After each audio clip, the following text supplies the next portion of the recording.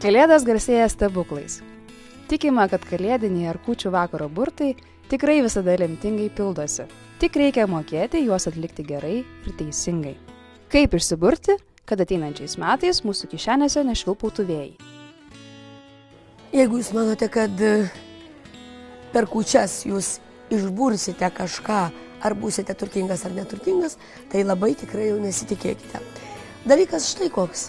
Anksčiau žmonės žiūrėdavo ūkinės sėkmės. Ir jeigu ta ūkinė sėkmė yra, ir tai lemdavo įvairūs ženklai, pavyzdžiui, žiūri kaip sninga. Jeigu sninga dideliais kąsniais kalėdų rytą, vadinasi, tais metais gali būti daug baravykų, daug grybų.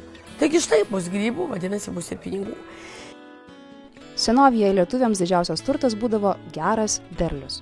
Bet visgi, kokie tie specialūs burtai, kurie 2012-aisiais pastorintų mūsų piniginę? Įdomu? Tada įdėmiai sekite. Apie Jurbarką Skaudvilę būdavo būriama taip. Pirmiausia, į dubenį būdavo supilamas vanduo, tada įmetamas pagaliukas arba medžio angliukas. Jis simbolizuoja anapusinį pasaulį. Šį burtą labiausiai mėgdavę vyrai, nes jis pranašavęs turtus. Taigi, iš vienos dubens pusės padėkite monetą, jis simbolizuoja pinigingus metus, o iš kitos žiedą, tai reiškia vedybas.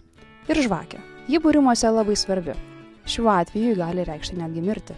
Tuomet kairė ranka mediniu šaukštu vandenį reikėtų pasukti 3 kartus. Įsisukus vandeniui palaukti, kur pagaliukas sustos. Sekite, prie kurio visų šių atributų monetos, žiedo ar žvakės, jis bus arčiausiai.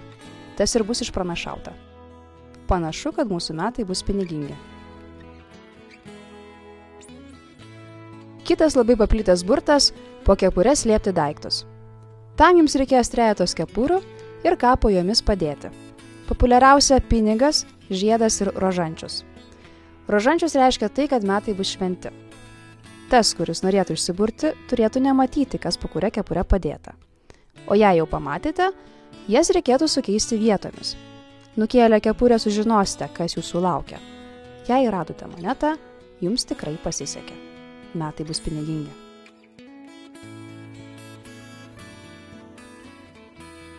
Dar vienas būrimas irgi populiarus ir labai paprastas. Kūčiukai. Labai mėgiamas ir vaikų, ir suaugusiųjų. Jie būdavo naudojami ir kaip maistas, ir kaip žaislas. Burtą galite išbandyti kiekvienas namuose. Jums reikės, nežiūrint, pakabinti saują kūčiukų ir tada skaičiuoti. Jei delne tilpo lyginis skaičius kūčiukų, tuomet nepasisekė. Kitamet kišenėse švilpaus vėjai. O jei delne nelyginis, sveikiname. Kišenėje kitamet tikrai bus vienas kitas atliekamas litas.